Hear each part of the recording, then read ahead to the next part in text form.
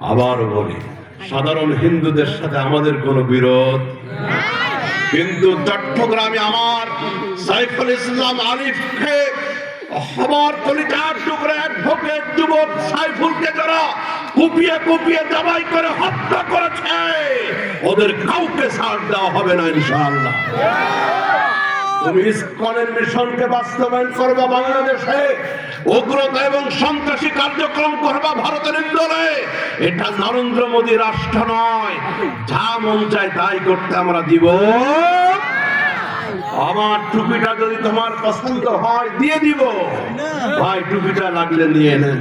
হুজুর কোটিটাও ভালো লাগছে, কোটিটাও দিয়ে দিব, লাগলে গায়ের জুব্বাটাও দিয়ে দিব, আপত্তি নাই। আমার কোটি চাইলে কোটি দিব, জুব্বা চাইলে জুব্বা দিব, টুপি চাইলে টুপি দিব, পকেটে কিছু টাকা আছে লাগলে তাও দিব, কিন্তু আমার লুঙ্গি ধরে আপনি টান দিবেন তা সহ্য করবো না। কথা বলতে হবে, ঠিক না? রাষ্ট্রের বহু সুযোগ সুবিধা তোমরা ভোগ করতে সাবকদের কিছু নয়, কিন্তু রাষ্ট্রের দিকে সকলের চোখ দিলে তুলে ফেলা হবে ইনশাআল্লাহ। আমাদের ইমানের সেরেমনি খেলা করলে সেই সেরেমনিকে সহ্য করা হবে না। কথা বলতে হবে, ঠিক না?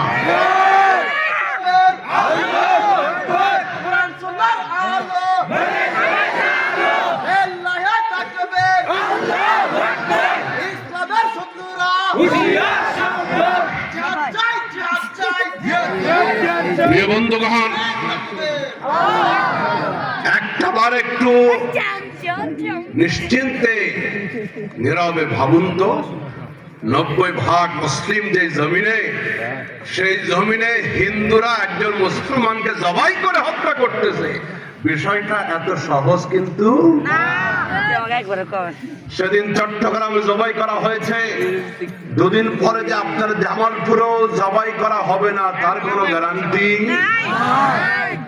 গত 24 এপ্রিল ফরিদপুরের মধুখালীতে পত্র পত্রিকায় গুগলে মিডিয়ায় দেখবেন আপনারা, হিন্দুদের একটা মন্দিরে মধুখালী ফরিদপুরে দুইজন হাফেজে কোরআন, তারা শ্রমিক ছিল, গরিব মানুষ, পিটিয়ে পিটিয়ে হত্যা করেছিল ফরিদপুরের মধুখালীর হিন্দুরা।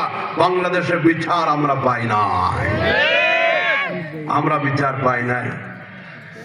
কাজেই জাগতে হবে, সজাগ থাকতে হবে, এখন আর ঘুমাইলে হবে না। ফিলিস্তিন শুধু বাইতুল মুকাদ্দাসের ফিলিস্তিন রক্তাক্ত না, গোটা পৃথিবীটাকে টার্গেট করেছে কাফের বেঈমান, ঠিক কিনা বলে? এই জন্য একটা তাকবীর দিতে হবে। গৌর গোবিন্দের উত্তরসূরিরা বুঝতে পারে 90% মুসলিমের জমিনে এখনো শাহজালালের উত্তরসূরিরা জিন্দা আছে, এদিক সেদিক করলে পিঠের চামড়া থাকবে না। একটা ঝোরালো আওয়াজ সবার কাছে শুনতে চাই এই গভীর রজনীতে, যেন জমিনটা প্রকম্পিত হয়ে যায়। লিল্লাহি তাকবীর, নারায়ে তাকবীর, লিল্লাহি তাকবীর। দুনিয়ার মুসলিম, ফিলিস্তিন ফিলিস্তিন জিন্দাবাদ জিন্দাবাদ, ফিলিস্তিন ফিলিস্তিন, দুনিয়ার মুসলিম।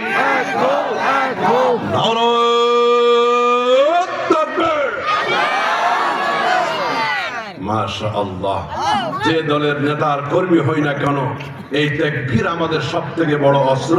এইটা যদি সাথে থাকে, পৃথিবীর কোন শকুন চোখ লাল করে তাকাতে পারবে। ওরা মাঝে মাঝে একটু খোঁচা দিয়ে পরীক্ষা করে যে দেশের মুসলিমরা জেগে আছে নাকি ঘুমাচ্ছে, একটু গুতাগুতি মাঝে মাঝে দিয়া ইমান পরীক্ষা করে। ওই এক মুরব্বী চাষাই গেছে ঢাকা চিড়িয়াখানায় বাঘ দেখতে। আমার বাসা হলো মিরপুর 2 নম্বর, একেবারে চিড়িয়াখানার কাছে। ওই মিরপুর 2 নম্বরে আমার বাসা। কয় নম্বর? আমি আবার 2 নম্বর না, আবার উল্টা পাল্টা বলছি না, আমার বাসা হলো মিরপুর 2, চিড়িয়াখানা পাশে। এই চিড়িয়াখানা পাশ আমার মসজিদ, এই যে পোস্টারে দেওয়া কাঁঠালবাগ বাইতুল জান্নাত জামে মসজিদ, এখানে আমার মসজিদ, 4তলা মসজিদ। তো মুরব্বী একজন গেছে চিড়িয়াখানা দেখতে, ভল্লুক দেখছে, সিংহ দেখছে, হাতি দেখেছে, সজরও দেখেছে, হরিণ দেখেছে, সাপ দেখেছে, জলহস্তী দেখেছে, এরপরে বহুত কিছু দেখে বাঘের খাঁচার কাছে শেষমেশ মামার সাথে সাক্ষাৎ করে বিদায় নিবে। বাঘ আমাদের মামা, বাঘ কিন্তু মামার সুযোগ পাইলে ভাগ্নের ছাড়ে। আবার আমাদের দেশের যারা খেলোয়াড় আছে তাদেরকেও বলা হয় টাইগার। কি বলা হয়? টাইগার। যদিও ক্রিকেট দিয়ে, ফুটবল দিয়ে টাইগারের আজও একটা বিশ্বকাপ দূরের কথা, চায়ের কাপও আনতে পারে কথা কয় না। টাইগারেরা বিশ্বকাপ তো দূরের কথা, চায়ের কাপও আনতে পারে না। কিন্তু খুশি হবেন আপনারা, এদেশের হিফজখানার ছোট্ট ছোট্ট সোনা মানিক কোরআনের বাকিরা, হাফেজে কোরআনেরা গোটা পৃথিবীর জমিনে সেই দুবাই, সৌদি আরব, কাতার, কুয়েতের শত শত দেশকে পিছে ফেলে তারা বিশ্ব চ্যাম্পিয়ন হয়ে এদেশে তারা হাজির হচ্ছে। লাল সবুজের পতাকা গোটা পৃথিবীতে উড্ডীন করতেছে এদেশের ছোট্ট ছোট্ট হাফেজে কোরআনেরা। নাজমুল সাকিব, সালে আহমদ তাকরিম, এর